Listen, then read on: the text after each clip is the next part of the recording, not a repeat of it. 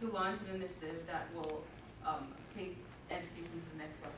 Qui chita sous méthode active, That sits on an active learning method. qui corrèle à technologie.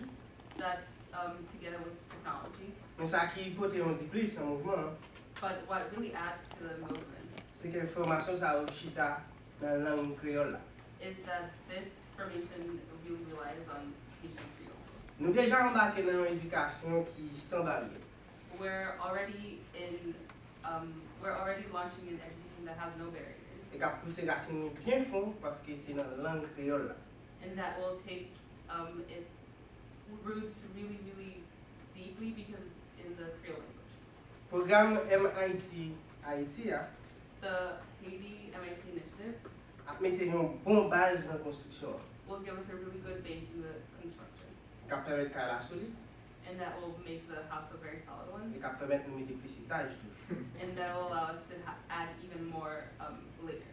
Comme ça, m'a dit, nous tout qui là, So I'm telling all of you here today, nous allons arriver à un niveau qui est plus haut we're going to get to the highest level avec le système d'éducation. Nous with our educational system. avons sorti des bilans songés We're going really back from the remembering pour nous arriver à créer. to going to the creating stage. Merci. Thank you.